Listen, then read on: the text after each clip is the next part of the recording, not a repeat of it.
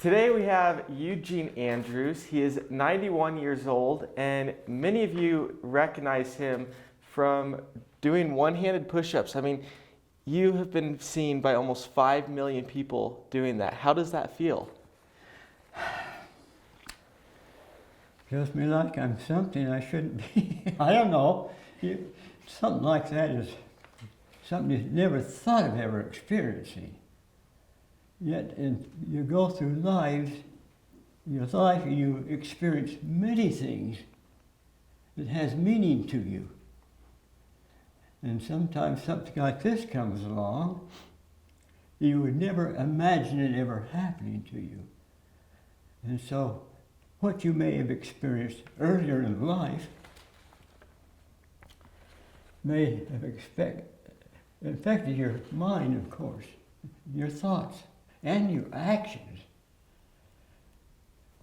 As we go through these things, and from our lives, I don't know exactly what other people live, but I know what I've experienced myself.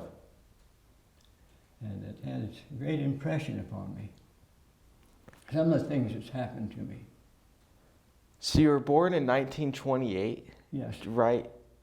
Just before the Great Depression started. Yes. And I mean, you grew up during that. What was that like? The Great Depression? Well, there was a lot of people out of work, of course. That started about 1932. And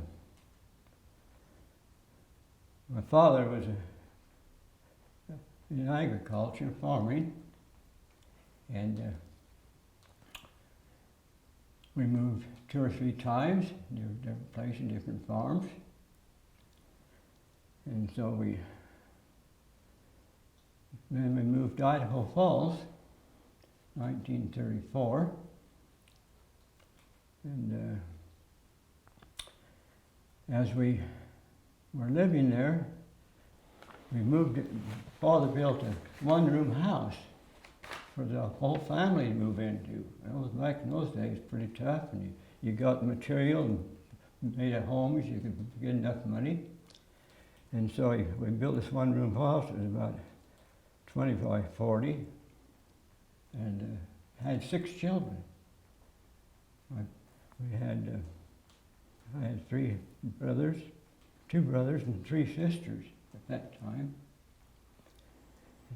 And as he moved there, he got a job out there while he was building a new airport hangar there at Logwood. They built out there.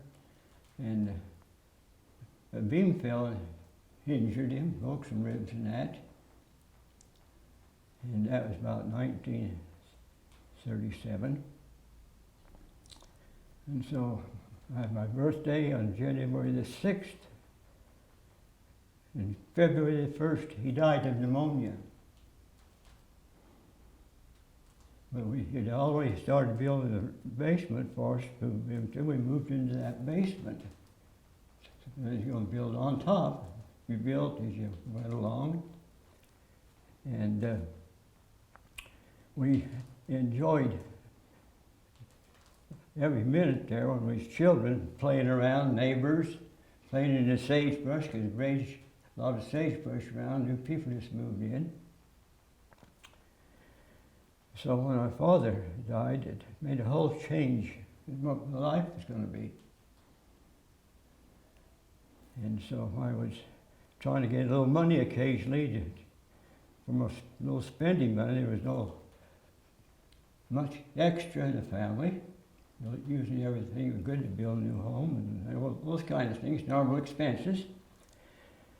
And one summer after my father passed away, I went to the neighbor who had 3 cows.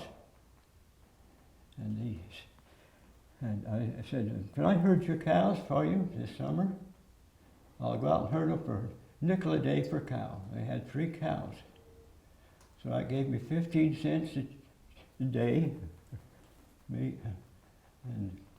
But back there, things were a lot cheaper back in those days. Gasoline, 25 cents a gallon. I get in the theater for 10 cents. I could go buy a malt for 25 cents. That's 25 cents for the week. So after the week's work, I could have me a show ticket and go to a movie and still have some money left over. But anyway, it went on, and when I was 12, my mother remarried afterwards, after my father died, and things didn't go the best. Anyway, the farmer asked me if I'd go out and help him in the summer, so I got to help him when I was 12 years old, and help him irrigate and know what he asked me to do, whatever we could do. And so then I worked there that 1 year. And the next summer, also, and he gave me my boarding room and taught me a few things, and I learned to work. I had to work, help him, and that affected my life. I know if I was going to have anything, it's like herding cows for a nickel a day.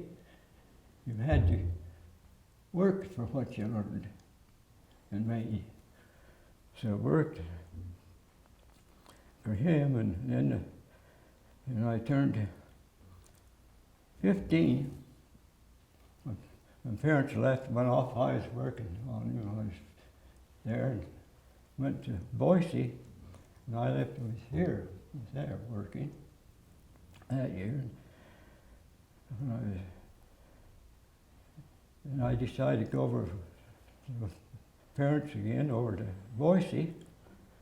Went over there for once in the spring. In the fall, they left. Went to Ogden, left me and my brother there, setting kids in a bowling alley for a living. And so later on, of course, I was having a hard time getting to school. And we went to Boise. They went to Utah and left my brother there in a cheap hotel. And finally I went down first, and he followed down there. And I said, well, I'm going to go to school this year. And he says, no, this is war. You got to get a job. So he got me a job working in an ice cream factory. Fars Ice Cream, you may have heard of them. And so I turned 16. I tried to get a job at the Naval Supply Depot at Clearfield, Utah, down there. And they said, no, you can't do it till you're 16 years old. So I turned 16, I got a full-time job working 40 hours a week when I was 16 years old, working for the government at the Naval Supply Depot. And when I got along in the fall, I just worked that 1 year there, and then I decided to come back to Idaho Falls and work for the fellow I'd been working with when I was younger on the farm. I got paid there for working there. And they were good people, kind to me. They bought me a little coupe car, and I served there for him for 1 year. When I was 17, I was up there. And then I turned 18. I got a nice little letter from the government inviting me to join the military. And you say inviting. I mean, this was a draft letter. That's one way of calling it, I guess. I had no choice. I had to go up and sign for the military. They sent me to Salt Lake for my physical in January. I turned 18. And went back home for 8 months, and they sent me another letter saying, well, you got to report for duty. So I went down to Louisiana, Camp Polk, Louisiana, for basic training. And after I finished basic training, they gave a test round. I wasn't very big then either, 115 pounds. Put me in the Army. I figured, well, you're not heavy enough, big enough to have a bayonet and a rifle. So anyway, they tested me to see if I could learn Morse code. But I used to go to Boy Scouts all the time. And then the old Scout manual had the Morse code in it. And I used to play around with that, checking with it. So they checked me to see how I'd learned Morse code, and I passed pretty well. So they sent me to radio school in Fort Riley, Kansas, with the cavalry. I served there for in radio school, learning Morse code, and it was training for long-range communication. Radio was fairly large, of course, had tubes mounted in the vehicle, big antenna on the back of it, and I had a driver. That's what I was trained for, long-range communication. And everything had to be encoded before it was sent out or come in and had everything done in Morse code. Then they just got way in there, and when I finished, didn't know where they was going to send me. And they was trying to decide, so they gave me other things to do there. And of course, I was used to working, earning a living, and I had to just go out and do something every day. I didn't want to go out and pick up cigarette butts since I didn't smoke. And so I just did working around there, whatever they asked me to do, and real anxious to get up in the morning to go to breakfast, go out, go start working wherever they had me to do. I was painting buildings and framework and other things like that.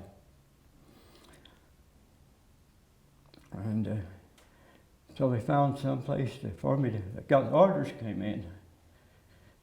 And they went out there and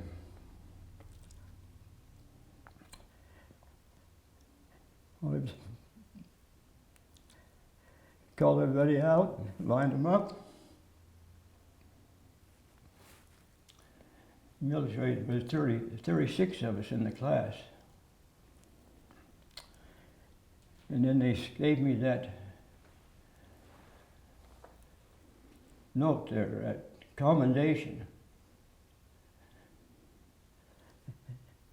And that surprised me. Pulled me out in front of the whole group and handed it out to me. And then after they sent me, the college came and sent me to Japan for occupation in 1946. And I was put in the Signal Corps, of course, got over there and got over to Japan. I didn't say radio again. It wasn't used, it wasn't necessary. I thought, well, my goodness, what am I going to do here in my spare time? I had a little time. And first I went out, first thing they did, sent me out for marching guard around there and protecting the base that was on. And the base was a museum, art museum. I took over in Kyoto, Japan.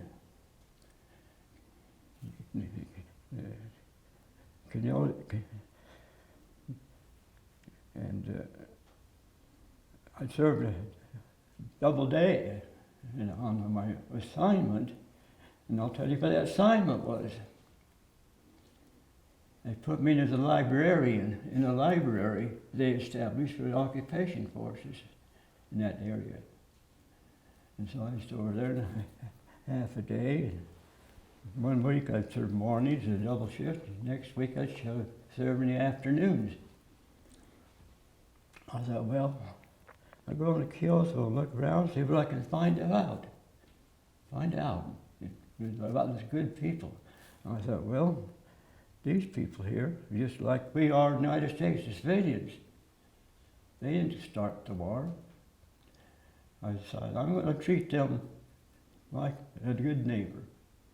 Some of the places, there was somebody in the store or something that sort of spoke English.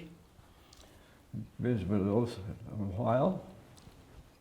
And one day I was walking down the street and I stopped, and the front end, they had an overhead door pulled down at night and pulled up. They had living quarters in the back, and they had a couple of counters in front. They were selling things.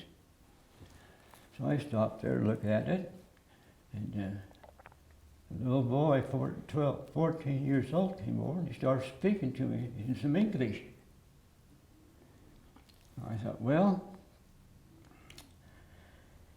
that's nice. He knew enough English, we could communicate. So every time I'd go in there and I'd visit with them. They started treating me fairly well pretty soon. They were started inviting me back into their living quarters. And they invited me to eat with them. And then they started going further. They started giving me gifts. To me, that's what you do with people. Everybody. We're commanded to love our neighbors yourself. And I think, please, my neighbor, I'm going to treat them like the same things like I treat my friends and neighbors back home. And they treated me wonderfully. In fact, one of the gifts they gave me, I consider as a peace gift. They gave me a sword, a weapon. Now, isn't that a peace offering? But between somebody who had been recently in combat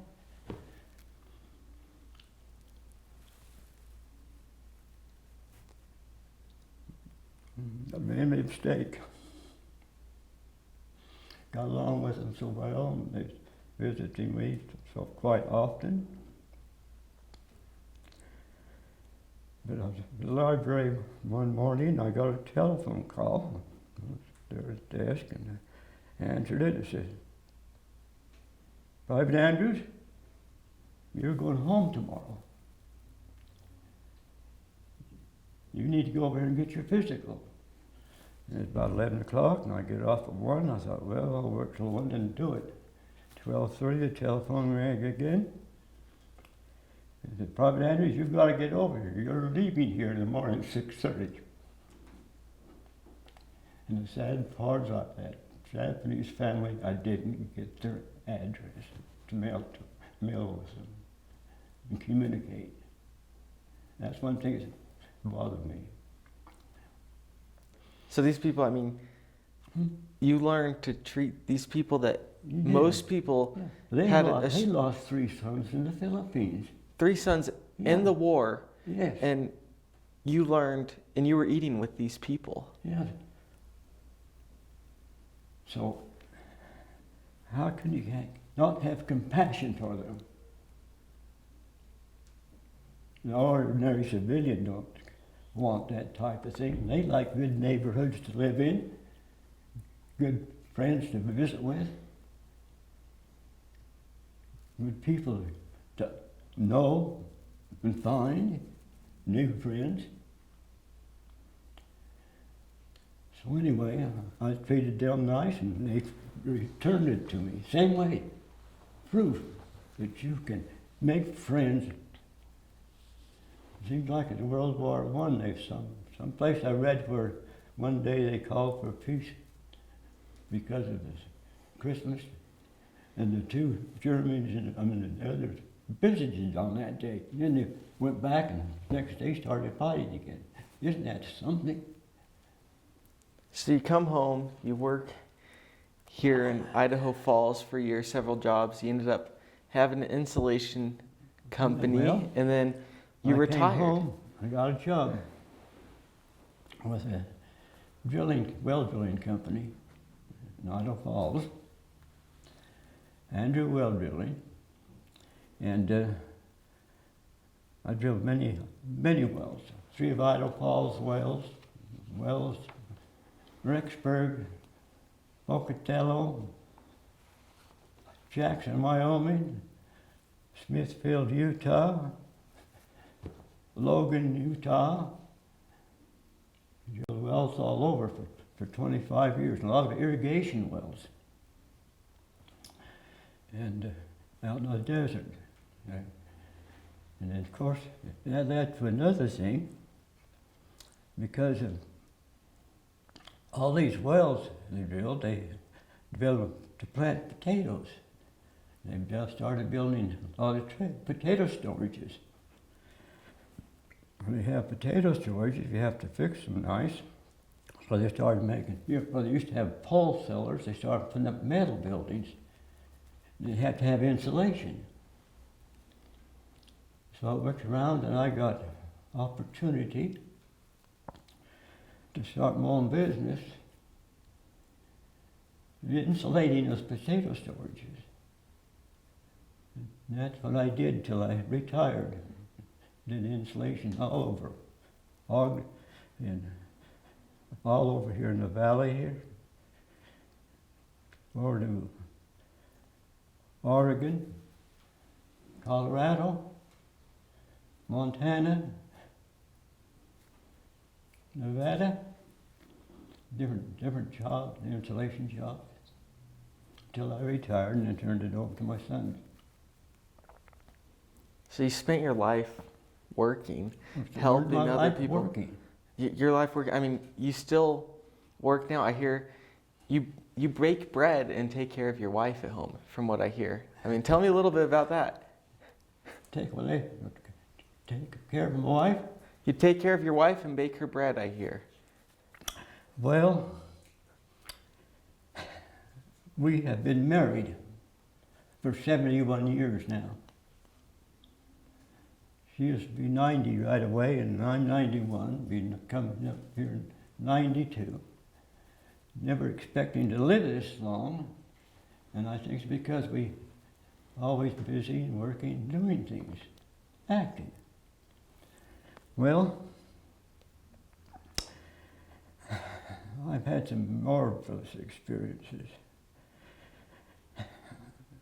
There's nothing like a mate that you can feel one with. Well, we had 6 children living. We lost one daughter. And my last daughter born, well, my wife, they gave her ether. She was allergic to it. And she developed pneumonia. And she was in the hospital for 32 days with pneumonia. And hoping that she'd come up. And she prayed, and she told the Lord, if you let me get over this, I'll spend my life doing family history work. And that's what she is still doing. And coming up 90 years old. Well, I'm a member of the Church of Jesus Christ. I've always been active. My parents were very active, my father.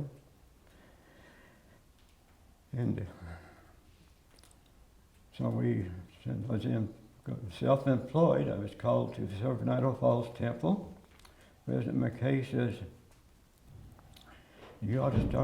people ought to start, the older ones, learn a new language so you could go on a mission.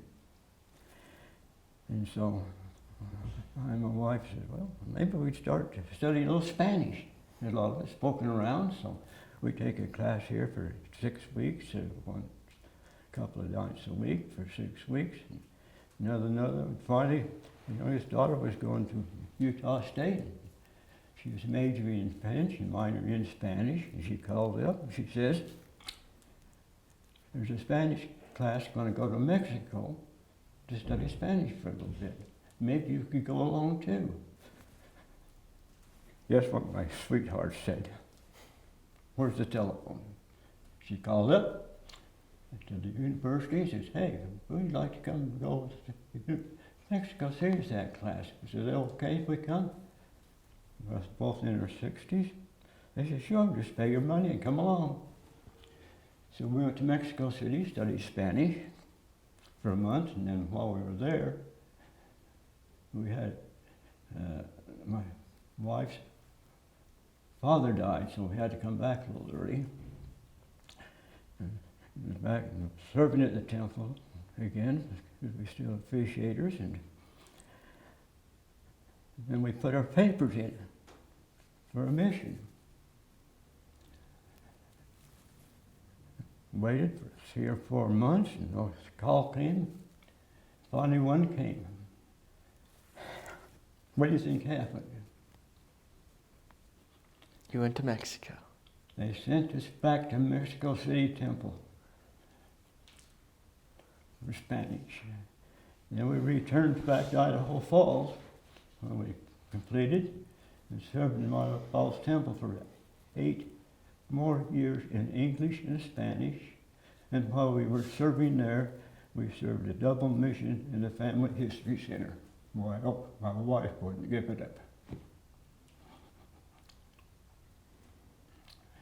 And then, if we get older, of course, things change. Life changes. Your old home you had, living in for 53 years, raising a family, and 6 years in a nice extra outside buildings, little shop, storage, place to park cars extra, or other vehicles, tractor inside. Not too much, so we finally sold it and moved into a little apartment. What a difference. But that's where we're living now. Enjoying each other, caring for each other. Now you ask me about cooking and that.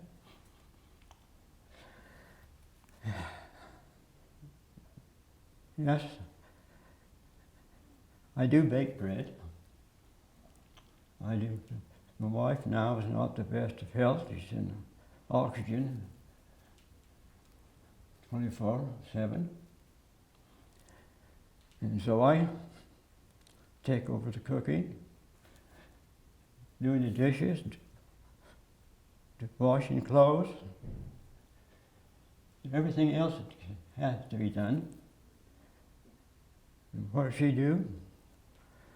She goes into her computer and does family history.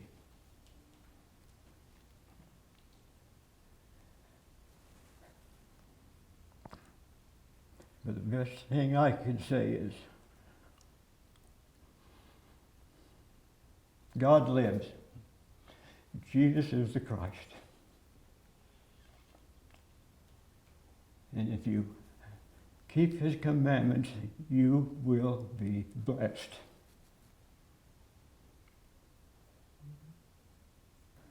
I mean, what do you say to the younger? I mean, you come from what many call the greatest generation ever to live.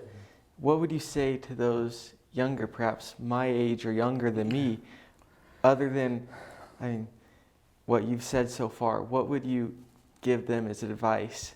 How to be able to navigate through the world when it's so challenging?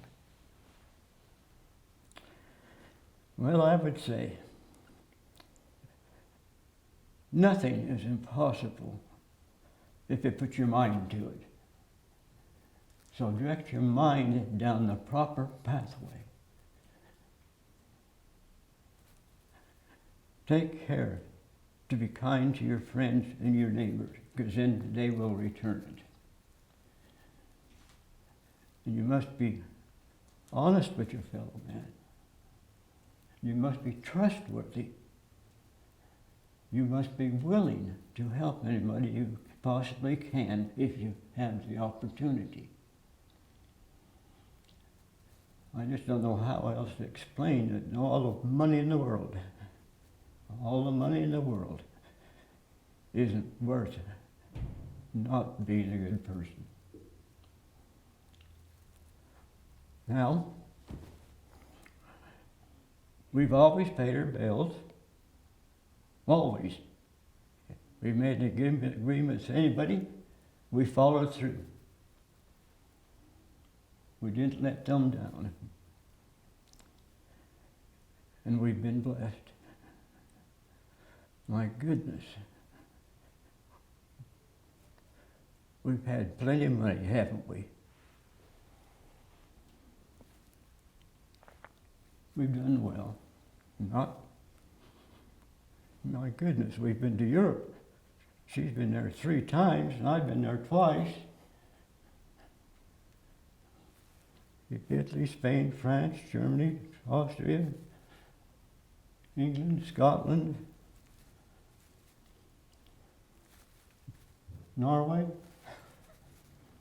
I mean, I've heard you've been... We've been to the Holy Land for 2 weeks, going all over, seeing many places, being in the very place where he was placed in the tomb and where he was resurrected. I mean, those experiences, you just...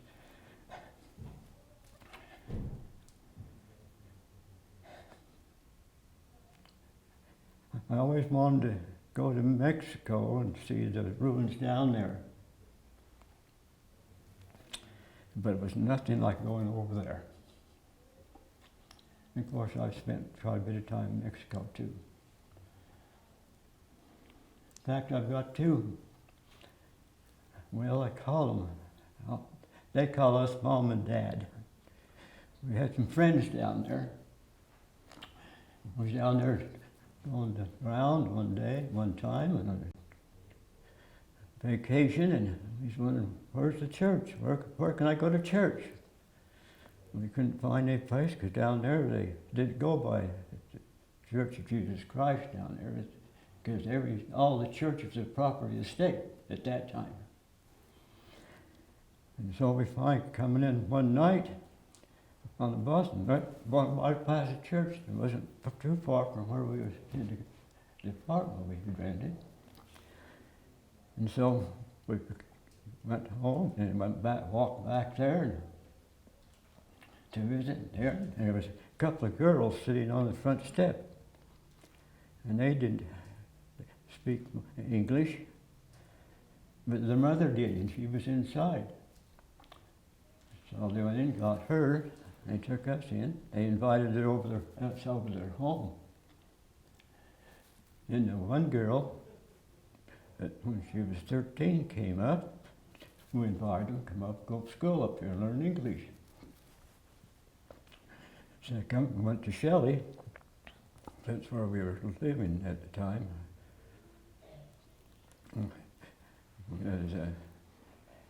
Stake was in Shelley, and anyway, they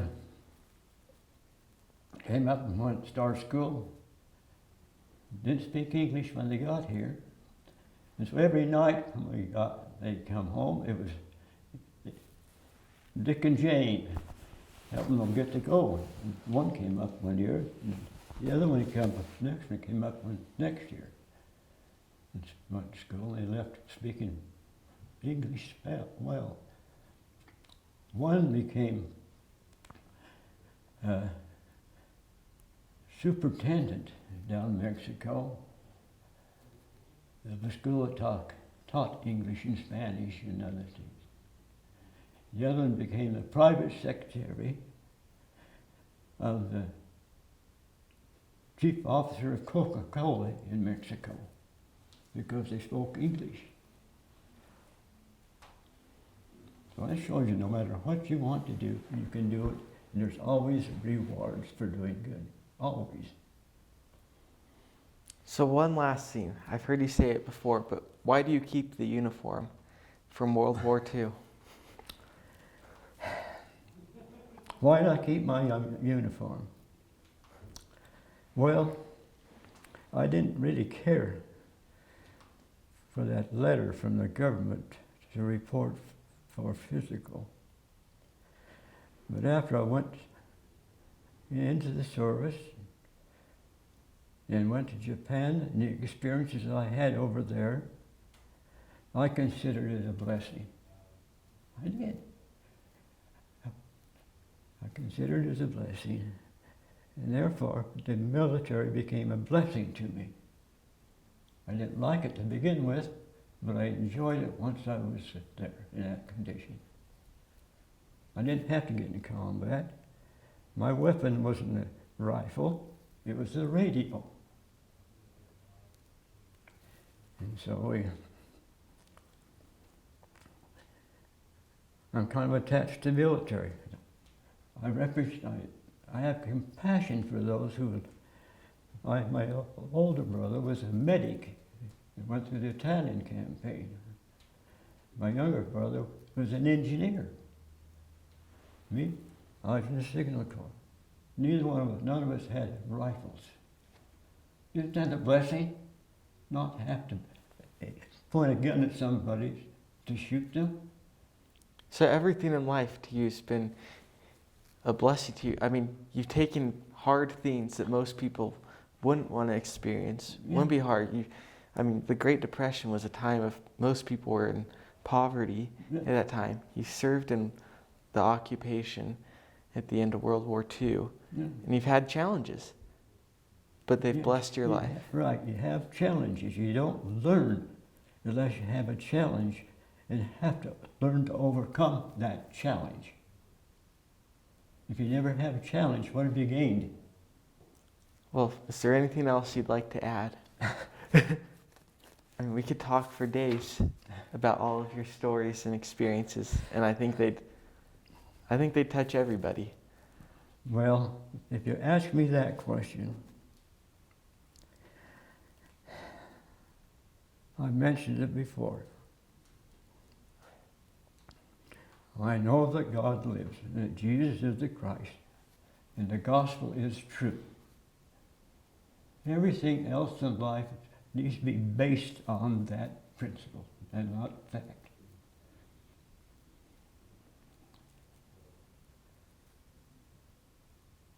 And even though if you have to go to the military, you have to follow certain rules and regulations for the way the way things are, where you're living and that. But still, try to keep it all in focus and based on true principle. Like I did at that Japanese family. They're good friends of mine. They treated me so kindly. And of course I respected them too. And what do we need the world for heaven's sake? We need people to get together and visiting. We need leaders of nations getting together and visiting, getting on principle. And the way things are going now, it makes you wonder. Of course, we know the second coming of our Savior will straighten it out. But there's always people, their personal power and authority means more to them than principle at times. Well, thank you so much, Mr. Andrews, for coming and sharing just a little bit of your story and how people can learn from your generation. It's been touching to me too. I didn't expect anything like that. Just because a niece comes to me and calls my sweetheart and says to her, have Grandpa put his uniform on, and we're going to come pick him up. Didn't tell me anything about it, what it's all about. And then somebody takes me down to this airport and over to a little place and take me into a room, and everybody starts looking at me taking pictures. because I got my uniform on. My 71-year-old uniform is the same age as the airplane. The airplane's in the same year uniform was made. It was 91 years old, the airplane, as well as that uniform. That's what they put me there for, also, could match together. So the year you were born. Yes. Yes. Gene, the Ford Tri-Motor, and you are the only two ones here who look so good in your original uniform at 91. Well, it's true. I say you're 91 years young. You still got so much to share with everybody, and I think people, I mean, it's something I didn't expect it, but I think you've touched a lot of people. What somebody has done for me, or if it's done, or I don't know, it's done anyway. They took my picture in my uniform and they put it on the internet.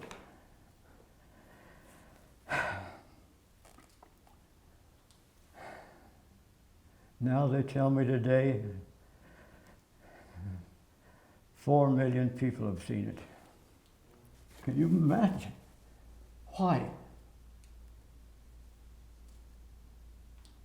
Just because I put on a 91-year-old uniform? That's not important.